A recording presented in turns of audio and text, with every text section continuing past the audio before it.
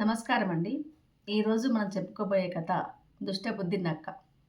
నక్క తన యొక్క చెడ్డ బుద్ధితో తాను తీసుకున్న గోతిలో తానే ఎలా పడింది అనేదే ఈ కథలోని ముఖ్య విషయం. అనగనగా ఒక పెద్ద అడవి సామ్రాజ్యము. ఆ సామ్రాజ్యానికి రాజు సింహము. పెద్ద సామ్రాజ్యం కదా, రకరకాల జంతువులు పెద్ద మొత్తంలో ఉన్నవి.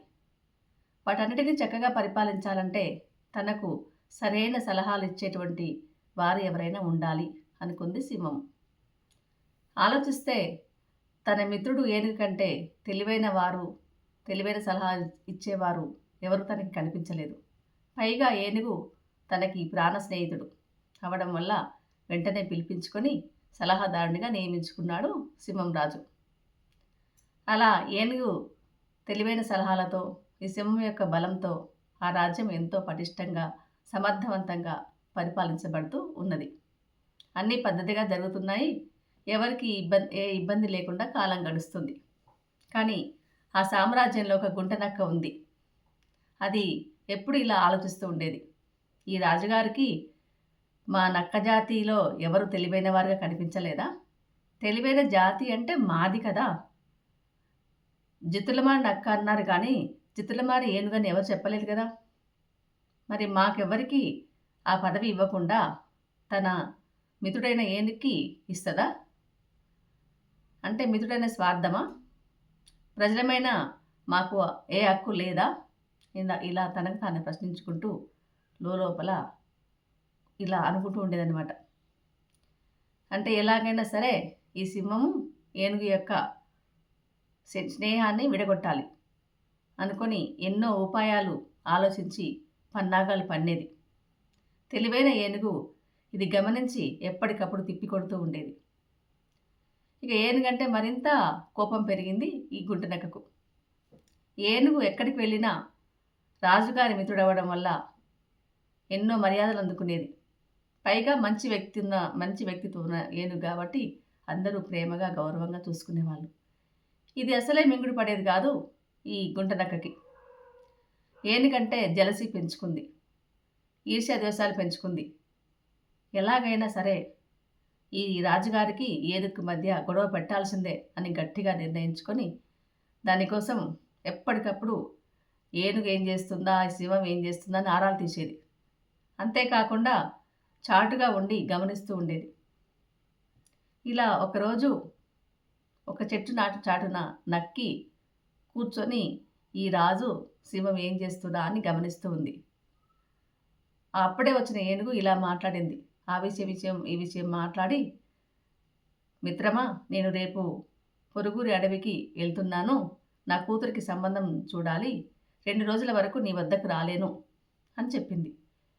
చెప్పి ఎండాకాలం, ఎండలు మండిపోతున్నాయి, నువ్వు బయటకెళ్ళకు, ముందే నీ శరీరం వేడి శరీరము, నీడపట్టున ఉండు, నీళ్ళు మంచిగా తాగు అని తగు జాగ్రత్తలు చెప్పి వెళ్ళిపోయింది. చెట్టుచాటున ఈ సంభాషణ అంతా విన్నది ఈ గుంటనక్క. అంటే 2 రోజుల వరకు ఏనుగు సింహం వద్దకు రాదన్నమాట. ఈ 2 రోజుల గ్యాప్ చాలు, నాకు ఏదో ఒక ఉపాయం ఆలోచించి ఇద్దరి మధ్య స్నేహం చెడగొట్టాల్సిందే అని గట్టిగా నిర్ణయించుకొని ఇంటికి వెళ్ళింది. రాత్రంతా నిద్రపోకుండా కూర్చొని ఉపాయం కోసం ఆలోచించింది. తెల్లారింది కానీ ఆ బుర్రకి ఏమి తట్టల. తెల్లారి ఉదయం నుంచి సాయంత్రం 6-7 వరకు మళ్ళీ ఆలోచిస్తూనే కూర్చుంది. ఏ ఉపాయం తనకి రాలేదు. అంతలోనే ఒక కుందేలు పరుగున వచ్చి, నక్కబావా, నువ్వేంటి ఈరోజు బయటకే రాలేదు? మన రాజుగారికి వడదెబ్బ తగిలి జ్వరం వచ్చింది, మేమందరం పరామర్శించడానికి వెళ్ళాము, నువ్వు రాలేదెందుకు అని అడిగింది. అంటే రాజుగారికి జ్వరం వచ్చిందన్నమాట అని మనసులో అనుకొని, ఏం లేదు, నాకు ఒంట్లో కాస్త సుస్తుగా ఉండి బయటకు రాలేదు, రేపు పొద్దుగాల వెళ్ళి నేను పలకరించి వస్తాను అని చెప్పింది నక్క. అలాగే అని వెళ్ళిపోయింది కుందేలు. ఇక రాజుగారికి జ్వరం అన్న మాట వినగానే ఈ నక్కకు ఒక ఉపాయం తట్టింది. తెల్లారి ఆ ఉపాయాన్ని అమల్లోకి తెచ్చుకోవాలనుకుంది. అనుకొని ఆ రాత్రి ప్రశాంతంగా నిద్రపోయింది. తెల్లారి పొద్దుగా లేచి చక్కగా స్నానం చేసి ముద్దుగా రెడీ అయ్యి ఆ సింహం గుహ వద్దకు వెళ్ళింది. మహారాజా, నిన్న మీకు జ్వరం వచ్చిందన్న విషయము నాకు తెలిసింది. కానీ అన్ని జంతువుల మాదిరిగా నేను మీ వద్దకు పరామర్శకు రాలేదు. ఎందుకంటే మేమందరం పరామర్శకు వస్తే నీ జబ్బు తగ్గిపోతుందా ఏమిటి? అందుకని నేను పక్క ఊరి సాధువు వద్దకు వెళ్ళాను. ఆ సాధువు గారు వైద్యం కూడా చేస్తారు. మా రాజుగారికి ఇలా జబ్బు చేసింది, ఎలా తగ్గుతుంది అని అడిగాను. అడిగితే అతను ఒక విషయం చెప్పాడు అని అంది. ఏమిటి ఆ విషయం అని అడిగింది సింహము. కాస్త తటాపటాయిస్తున్నట్టుగా నటించింది.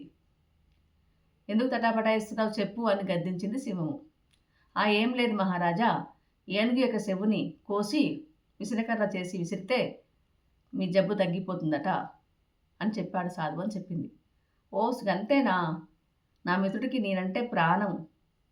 రేపు పొద్దుగాల రాగానే చెవి కోసి ఏమంటే ఇస్తాడు.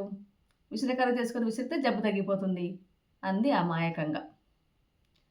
ఈ సింహం యొక్క అమాయకత్వానికి లోపల నవ్వుకుంది.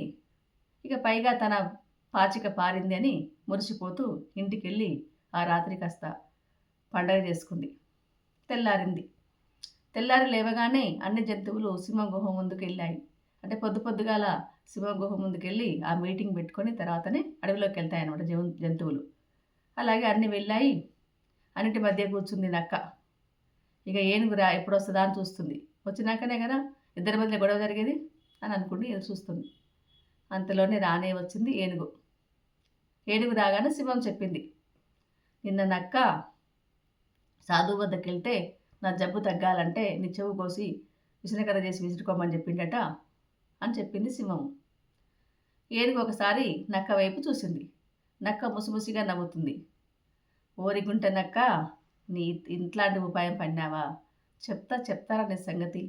ఈసారి గట్టిగానే ఇరికిస్తా, అప్పుడు కానీ నీకు బుద్ధి వస్తుంది. చెరపక్కలా చెడేవని నీలాంటి వాళ్ళని చూసేరా పెద్దలు అన్నారు.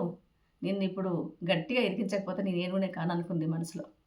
అనుకొని, అవును మిత్రమా, నేను కూడా వెళ్ళాను మీ జబ్బు సంగతి విని.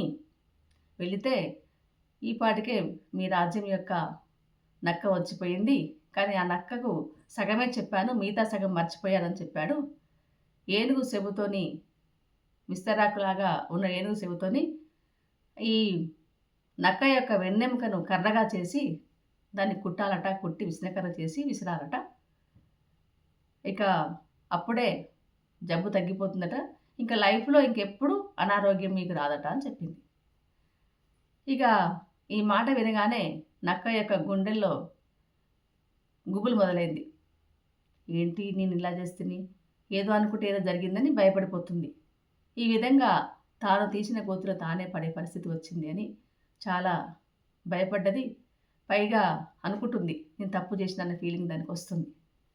ఏనుగు అనుకుంది, ఏమరా గుంటనక్క, ఎంత పని చేస్తేవిరా, నా చెవు పోతే నేను బతుకుతా. కాకపోతే మొండి చెవేనుగు అని అంటారు అందరూ. కానీ వెన్నెముక పోతే నువ్వు ఎలా బతుకుతావో చూస్తారా అని అనుకుంది.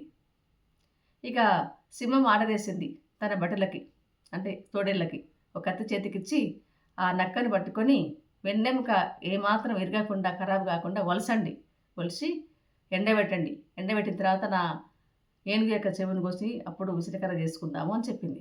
చెప్పగానే ఆ కత్తి తీసుకొని ఆ తోడేళ్ళు ఆ నక్క వద్దకు వెళ్ళగానే ఆ నక్క ఒక్క ఉదుటన ఉరికొచ్చి ఈ సింహం కాళ్ళు పట్టుకుంది వచ్చి, మహారాజా, మహాప్రభో, నన్ను క్షమించండి, నేను తప్పు చేశాను. నువ్వు తప్పు చేయడం ఏంటి అన్నది సింహము. నేను ఎప్పటి నుంచో మీ ఇద్దరి మధ్య స్నేహాన్ని చెడగొట్టాలని చూసి నేను అబద్ధం ఆడాను. నేను ఏ సాధువు వద్దకు వెళ్ళలేదు. నాకెవరు కూడా చెప్పలేదు ఏనుగు సేవు కోసి విసిరికర్ర చేసుకోమని అని ఇట్లా చెప్పి బదిలాడడం మొదలుపెట్టింది. ఇదేంటి మిత్రమా, ఈ గుంట నాకు ఏమైనా పిచ్చి లేచిందా ఇట్లా మాట్లాడుతుంది? నువ్వు కూడా వెళ్ళావుగా సాధువు వద్దకి అని అన్నది సింహము. నిజమే మహారాజా, ఆ గుంట నాకు నిజమే చెప్తుంది. కాకపోతే దాని దుష్ట బుద్ధి దాని యొక్క నోటితోనే బయట పెట్టాలని నేను డ్రామా ఆడాను. నేను కూడా ఏ సాధువు వద్దకు వెళ్ళలేదు అని చెప్పింది.